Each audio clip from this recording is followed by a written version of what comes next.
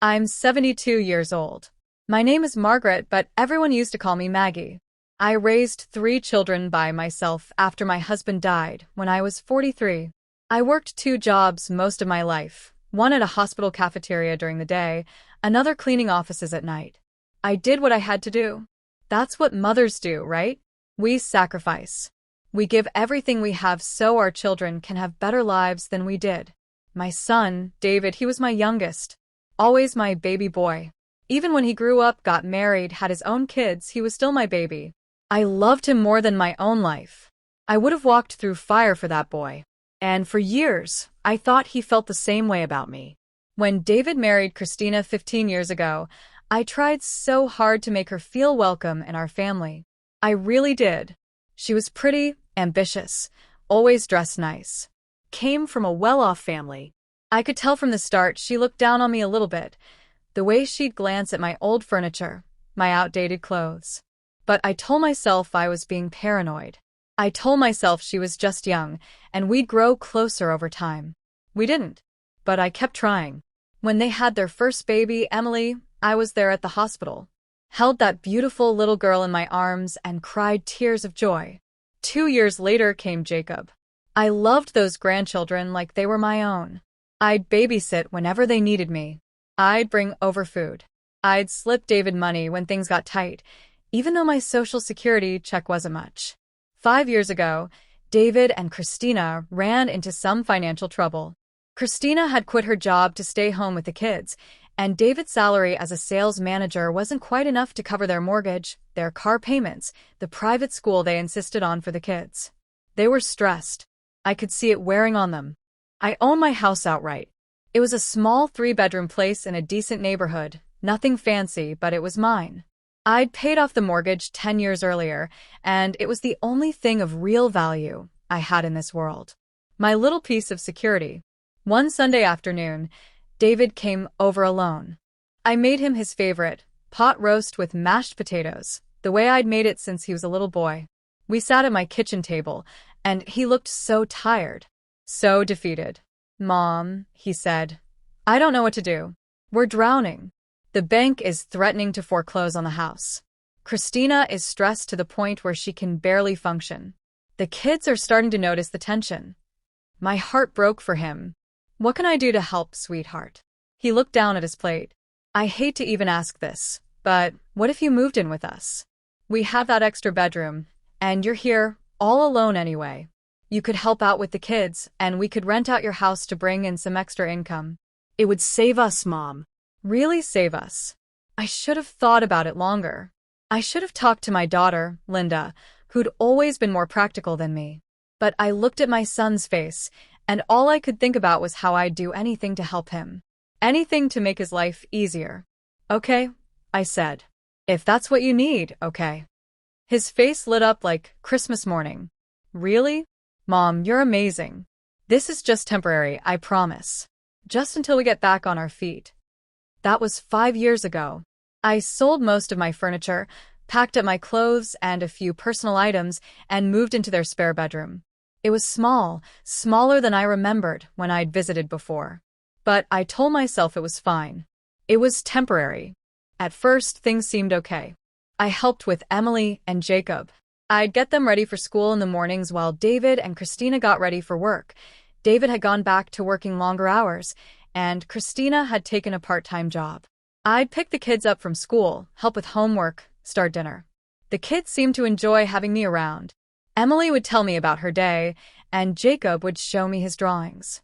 But Christina's attitude changed almost immediately. The smiles she'd given me when David first proposed the arrangement disappeared. Now, when she came home from work, she'd walk right past me without saying hello. She'd inspect the kitchen with this critical eye, running her finger along the countertop like she was checking for dust. "Margaret," she'd say, "never Maggie, never Mom. The dishes should be done by the time I get home. And I noticed you didn't wipe down the stove." I'd been cooking all afternoon, and there were pots and pans everywhere because I was making a big dinner for the family. But I'd just nod and say, "Sorry, I'll get to it right after dinner." "No," she'd snap. "Do it now. I can't stand a messy kitchen." So I'd stop what I was doing and clean while she sat in the living room scrolling on her phone. Weeks turned into months. Months turned into years. The temporary arrangement became permanent, though nobody ever actually said that out loud. And my role in the house shifted from grandmother helping out to something else entirely. I became the maid. Every morning, I was up at 6 to make breakfast for everyone. I'd pack lunches for the kids, make sure their backpacks were ready, their clothes were laid out. Christina would come down in her bathrobe, pour herself coffee, and say things like, "Jacob needs his soccer uniform washed by tomorrow," or "Emily has a project due Friday. Make sure she works on it." After they all left, I'd clean. Every single day, I'd clean that entire house top to bottom. 4 bedrooms, 3 bathrooms, the kitchen, the living room, the dining room. I'd do laundry, mountains of it. I'd grocery shop, meal prep, do more laundry. When the kids came home, I'd help with homework, drive them to activities. Then I'd cook dinner. By the time everyone sat down to eat, I'd been on my feet for 12 hours, and my back would be screaming. My knees, which hadn't been great even before I moved in, were now so bad I'd sometimes have to hold onto the counter to stand up. And you know what I'd hear? "This chicken is dry. Why didn't you make the pasta sauce from scratch? Mom, could you grab me another beer?" Not "thank you." Not "this looks great." Just complaints and demands. I told myself they were stressed. They were working hard. They didn't mean to be unkind. But then, about 6 months ago, something happened that I can't forget. It was a Saturday afternoon. The whole family was home, lounging in the living room. I'd spent the morning cleaning as usual, and I'd made a big lunch: sandwiches, homemade soup, fresh cookies. I brought everything out on trays, served everyone, and then finally sat down in the armchair to eat my own plate. I was so tired. My feet were swollen, and I just wanted to sit for a few minutes. Christina looked at me with this disgusted expression. "Are you just going to sit there?" I looked up, confused. I'd just finished serving lunch. I was going to eat and then clean up. "The kitchen's a disaster," she said. "You made such a mess cooking. You can eat later." My son, David, my own son, didn't even look up from his phone. Didn't defend me. Didn't say a word. I stood up, my sandwich untouched, and went back to the kitchen. I stood at the sink, washing dishes with tears running down my face, and I heard Christina say to David, "She acts like she does so much, but honestly, it's the bare minimum." My mother would have had this whole house spotless by now. Jacob, my 10-year-old grandson, said, "Grandma's always tired." And Christina responded, "That's because all she does is eat and sleep. If she actually worked hard like the rest of us, she'd have more energy." My hands froze in the soapy water. All I do is eat and sleep? I worked 14-hour days taking care of their house and their children. I hadn't had a day off in months. I couldn't remember the last time I'd sat down to watch a TV show or read a book. I'd given up my entire life to help them. And this is what they thought of me? I finished the dishes in silence. I didn't go back to the living room. I went to my tiny bedroom and closed the door. That night, I couldn't sleep. I kept replaying Christina's words over and over. All she does is eat and sleep. As if I was some burden, some lazy freeloader. I thought about my house, the one I'd owned, the one I'd worked so hard to pay off. They'd been renting it out for 5 years now. The rent money went straight to them to help with their bills. I didn't see a penny of it, even though it was my house. My asset. My security. And I lived in a bedroom the size of a closet, working as their unpaid servant. Something cracked inside me that night. The next morning, I got up and did my usual routine.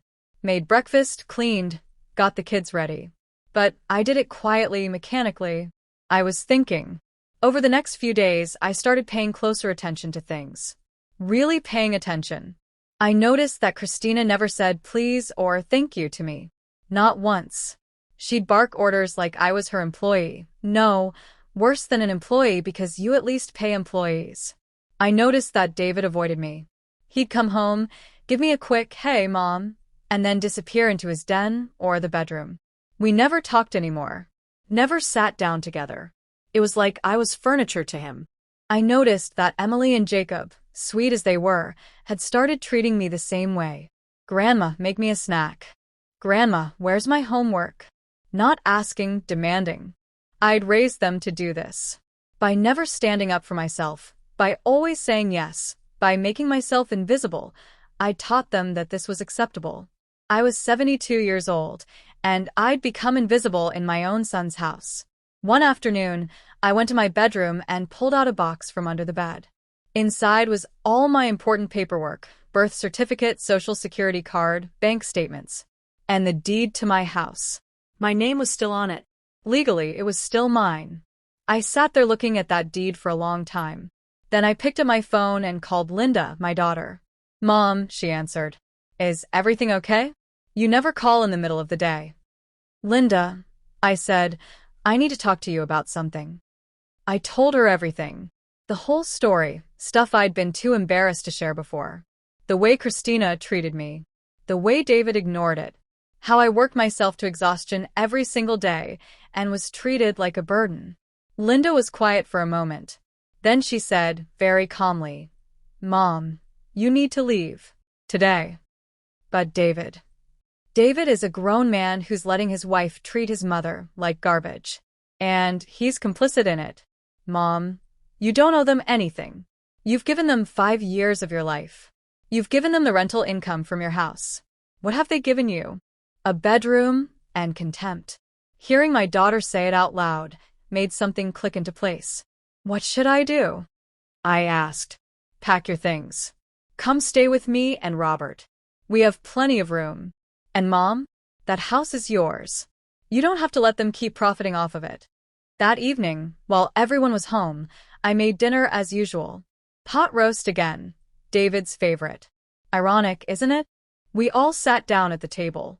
Christina immediately started complaining. This roast is tough. Did you cook it long enough? I set down my fork. I need to tell you all something. David finally looked at me. What's up, Mom? I'm leaving. Tomorrow morning, I'm moving in with Linda. The table went silent. Christina recovered first. What? You can't just leave. What about the kids? Who's going to watch them after school? Not will miss you. Not are you okay? Just who's going to watch the kids. You'll figure it out, I said calmly. You're their parents. That's your job. David looked panicked. Mom, where is this coming from? Did something happen? I looked at my son, really looked at him. David, when was the last time you asked me how I was doing? When was the last time you thanked me for anything? When was the last time you stood up for me when your wife was rude to me? He opened his mouth, but nothing came out. I moved in here to help you. I continued. I gave up my home, my independence, my entire life to help you get back on your feet. That was 5 years ago. You're doing fine now. Christina has her car. You have your big TV. The kids go to private school. You go on vacation twice a year. And I'm still here, working like a maid, living in a room smaller than your closet, being treated like I'm worthless. Mom, that's not. David started. Last week, Christina said that all I do is eat and sleep. That I don't work hard enough. Christina's face flushed. I didn't mean. Yes, you did. I stood up. I've given you everything I have. And it's never been enough for you. So I'm done. I walked to my bedroom, closed the door, and started packing. There was knocking throughout the evening. First Christina, trying to sound sweet. Margaret, let's talk about this. Then David. Mom, please, we can work this out. I didn't answer. The next morning, Linda and her husband Robert showed up with their truck at 8 a.m. David and Christina watched from the doorway as I loaded my boxes. Mom, please, David said. Don't do this. I already did it, I said. Christina's mask slipped. Fine. Leave. But you're still responsible for the house. We have tenants there, and we need that rental income. I turned to look at her. About that. I called my lawyer yesterday. Her face went white. The house is in my name. Only my name. And I've decided I'd like to sell it. What? David stepped forward. You can't do that. We have a lease agreement with the tenants. You have an agreement. I don't. I never signed anything. You've been collecting rent on my property for 5 years, and I never saw a dime of it. That ends now. Christina's voice turned shrill. That's not fair. We've been using that money to pay bills. We need it. Then I guess you'll have to budget better. I climbed into Linda's truck. My lawyer will be in touch about the timeline. The tenants will have proper notice, don't worry. But as of today, I'm taking back what's mine. As we drove away, I saw David standing in the driveway, looking lost. And I felt free. I've been living with Linda and Robert for 6 months now. They have a beautiful home with a guest suite that's all mine. Linda insisted I don't lift a finger. You've earned your rest, Mom, she says. We have coffee together every morning. We watch old movies at night. Robert treats me like family, real family, not like an obligation. I sold my house 3 months ago.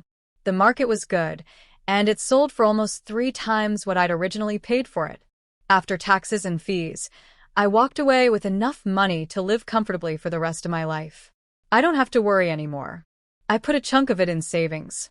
I set up a trust for Emily and Jacob. They'll get it when they turn 25. I want them to understand that love isn't about what you can do for people. It's about respect and dignity. David calls sometimes. The conversations are awkward. He apologizes a lot, but it feels hollow. Christina got a full-time job, and they had to put the kids in after-school care. Money's tight for them again, apparently. He never quite asks for help directly, but I can hear it in his voice. I don't offer. I know some people might think I'm cruel, that I should forgive and forget. That family is everything. But here's what I've learned at 72 years old. Family isn't just about blood. It's about how people treat you. It's about respect and dignity and love that goes both ways. I spent 5 years invisible, diminished, taken for granted. I spent 5 years hearing that I wasn't doing enough, that I was lazy, that I was a burden. And I accepted it because I thought that's what good mothers do. We sacrifice everything, even our self-respect, for our children. But I was wrong. Good mothers also teach their children how to treat people. And by accepting Christina's treatment, by accepting David's silence, I was teaching them that it was okay to use people. To take and never give back. Sometimes the most loving thing you can do is walk away. Sometimes the most powerful lesson you can teach is that you won't accept mistreatment, even from people you love. I think about that day at the dinner table sometimes. The day I stood up and said, I'm done. It was the scariest moment of my life. I didn't know if Linda would take me in. I didn't know if I'd have enough money. I didn't know what would happen. But I knew I couldn't stay. And you know what? The sky didn't fall. The world didn't end. I'm okay. Better than okay. Emily called me last week. She's 13 now, old enough to understand more. Grandma, she said, I miss you. I miss you too, sweetheart. Why did you leave? I thought about how to answer that. Because sometimes you have to choose yourself, even when it's hard, especially when it's hard. There was a pause. Mom and Dad fight a lot now. My heart hurt hearing that. But I said, that's not your fault, and it's not my fault either. That's between them. I wish things were like they used to be, when you lived with us. Honey, when I lived with you, I wasn't happy. I know you didn't see it, but I wasn't. And life's too short to spend it being unhappy. Are you happy now? I looked around Linda's sunny living room, where I was sitting with a book and a cup of tea, no list of chores waiting for me, no one to criticize me. Yes, I said. I really am. After we hung up, I cried a little, because I do miss my grandchildren. I miss being part of their daily lives. But I don't miss what it cost me to be there. I'm 72 years old. I don't know how many good years I have left. But I know this. I'm not spending them being treated like I'm worthless. To anyone watching this who's in a similar situation, and I know there are many of you, please hear me. You are not selfish for wanting to be treated with respect. You are not cruel for having boundaries. You are not a bad mother, or grandmother, or daughter, or sister for saying enough. Sacrifice is beautiful when it's appreciated and reciprocated. But sacrifice that's expected, demanded, and treated as worthless? That's not love. That's abuse. It took me 72 years to learn that lesson. I hope it doesn't take you that long. They said, you eat but don't help. So I left quietly and I sold the house they were living in. And I found my life again. That's my story. Thank you for listening.